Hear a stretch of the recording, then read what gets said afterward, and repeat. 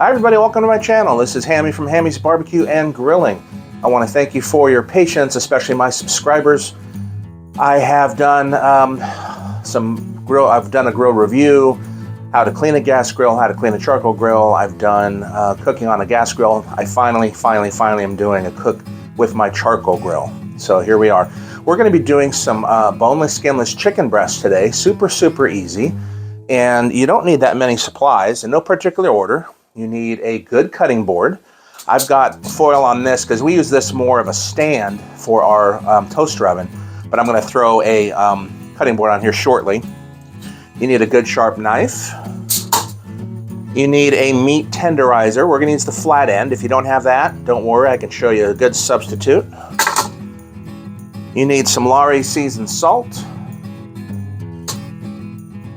And you need some fresh ground. So what we want to do, I got these from local supermarket from the meat counter, you know, not wrapped up, but given to me by the butcher. Some of these chicken breasts are really well trimmed and neat, and some are not. So what you want to do is take your knife and just kind of make them nice and neat. Take off any really thin ends, any skin that's just going to be in the way, and this will make it kind of more presentable too for your guests. Nothing fancy, of course, but turn it over, take off some of the stray, you know, sticking out parts.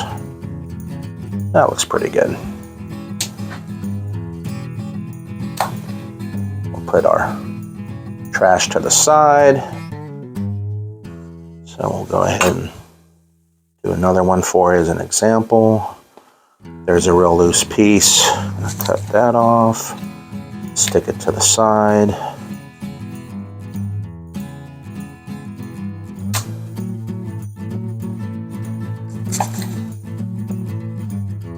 And we'll do these for all 6 breasts.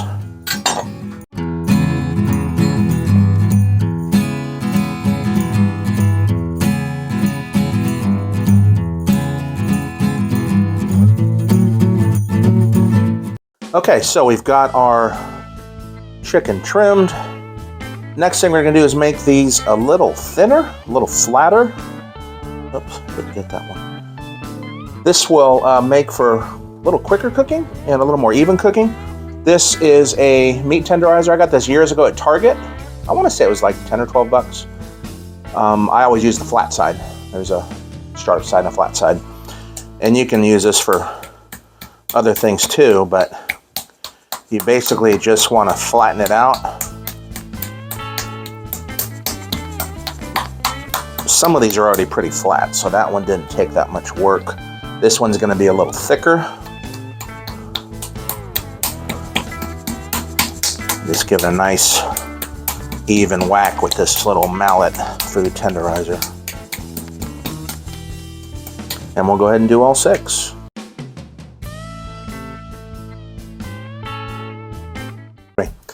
We're going to go and do the seasoning, and we're going to use Lawry salt, as I mentioned, Lawry seasoned salt.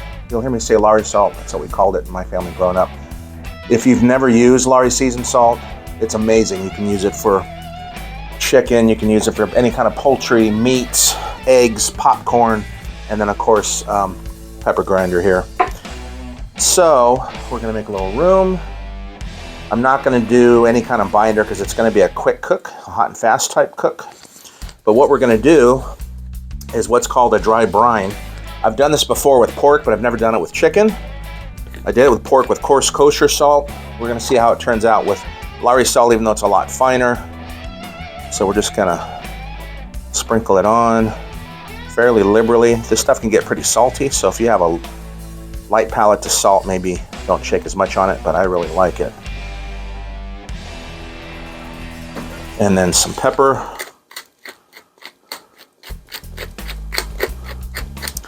I know the glove germ police are going to be on me, but I do wipe down all my things with Clorox bleach wipes on my bottles and stuff, and it's never been an issue.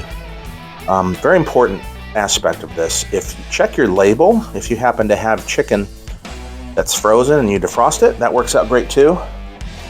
Just make sure that it doesn't have a pre-brine solution. It'll say mix with a solution of so-and-so % salt and water. If that's the case, be really light on the Lawry salt, or just put on pepper, a little bit on the sides.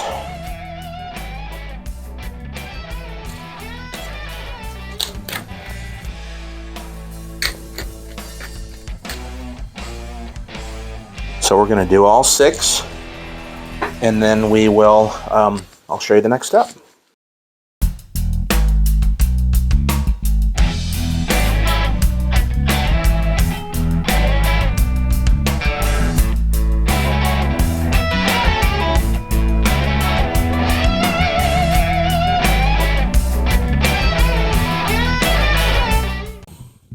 So I have sprinkled seasoning all over my chicken breasts. I normally use disposable aluminum trays, and I need to honestly invest in a bigger tray. I have one that's huge and one that's really tiny. So I put these on a couple of plates for now. You want to make sure that they are separate, not stacked on each other. I'll be honest, I need to go out and invest in a wire rack. I see a lot of people suggest wire racks so the air can get under the breasts as well. So this is by no means perfect, but it'll get you started. If you're seeing this video and want to get into this, maybe get a rack with a tray and put them on top of the rack. But this will work fine for now. We're going to put these in the refrigerator, uncovered. And the air, I've heard, being uncovered is good for the chickens. The reason for the dry brining is to make them more flavorful and more moist and more tender. You can put them in the fridge uncovered for the dry brine anywhere from 30 minutes to overnight. I'm going to put them in for a few hours. I say a few because my wife and I have a few things to do this afternoon, and it might be 4 or 5 hours, it might be 3, but I will let you know as soon as we get back on video here. Okay, so I'm doing this on my charcoal grill, as I mentioned. I already have the coals ready because I just finished up a video on how to do a charcoal chimney starter. So I already have them in what's called a 2-zone fire. And what you do is you put half the coals on one side, half on the other, and then you'll have on the other, and then you'll have a safe zone for indirect cooking, and then a hot zone for direct searing. What I just did was I didn't soak, but I got wet a paper towel, folded over a few times with oil. This was olive oil. That's all I have in play, but it'll do the trick. And then you just thoroughly create an environment where the chicken breast will not stick.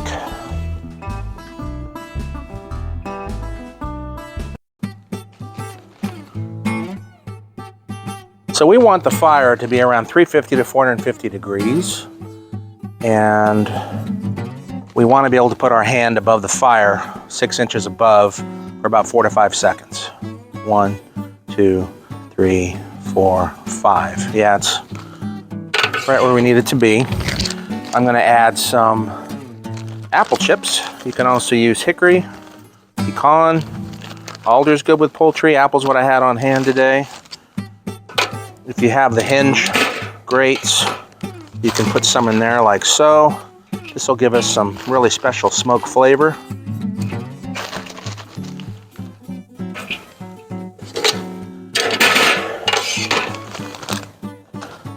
I put a couple on the grill, and then I smash them down with the tongs. That way you don't have all the smoke in one place. It burns a lot because of the oxygen, so don't let the flames intimidate you. The flames will back down in a couple of minutes, but we want to add enough to get us through the cook. Okay, I'm going to put the chicken on now. I think I have 6 or 7 breasts, boneless, skinless again. I've got a little bit of a flame towards the back. That's actually a chunk, a small chunk that came out with the chips. I'm just going to avoid that.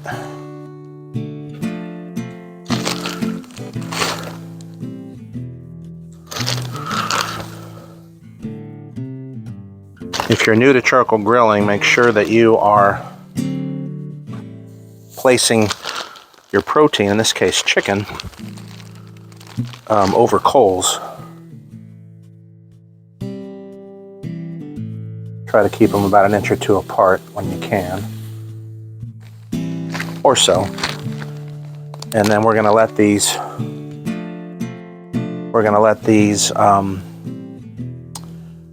sit. We're going to sear them for about 2 to 3 minutes per side. I realized that one of these was stuck together. This one was stuck to this one, so I'm going to let this one go a little longer. Let's go ahead and give these a flip. It's been about 3 minutes. Not the greatest grill marks, to be honest with you, or sear marks. I got to let you know that I am switching charcoal. This is the last time I'll be using Kingsford Professional. I think it burns a little quick, and this is burning quicker than I expected. We should still be okay. I'm just not going to have the grill marks and sear marks that I normally would like with chicken. So we'll come back in another few minutes. I did make the switch to B&B charcoal briquettes. I cooked them for a Boston butt recently, and they were great. I still have a big old bag of Kingsford Professional. They sell them, throughout the seasons, at spring and summer and fall seasons at Costco, for example. I would not recommend them, but I recommend the reservations. They burn a little quick, but I love B&B. So we did about 3-4 minutes per side. Now I'm going to put them indirect to finish off the cooking. Indirect simply means that we are no longer directly above the coals. That one stuck a little.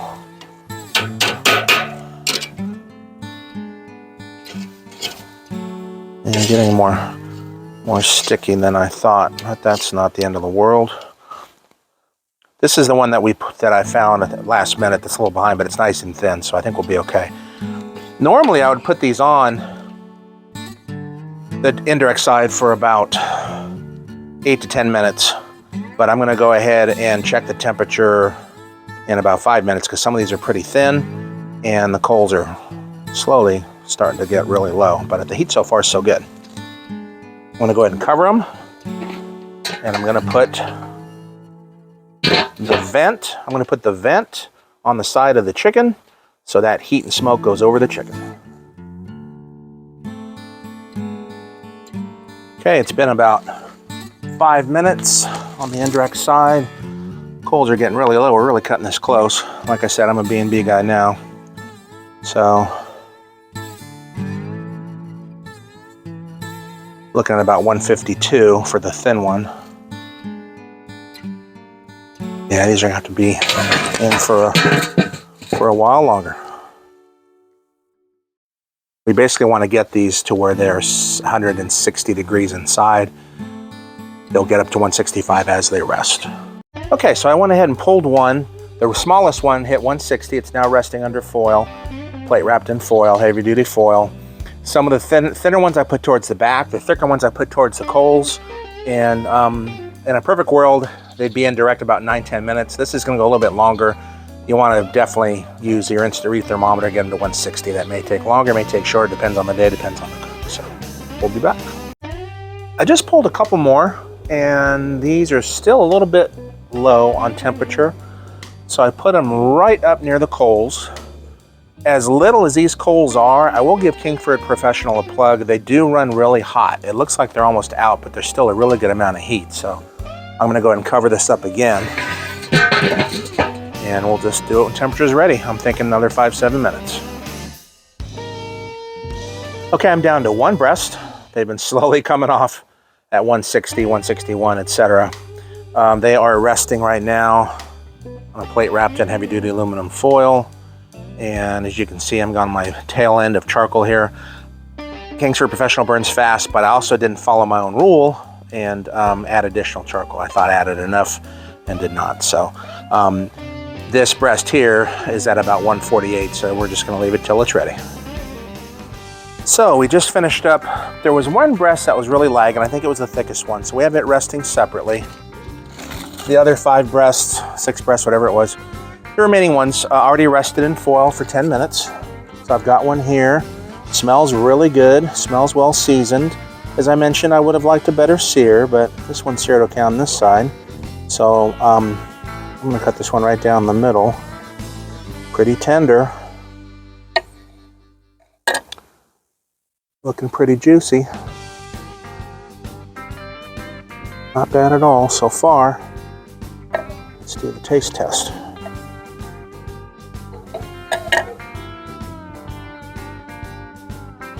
It's excellent. So there we have it. Turned out excellent, turned out great. Nice and moist, good flavor, not overly salty.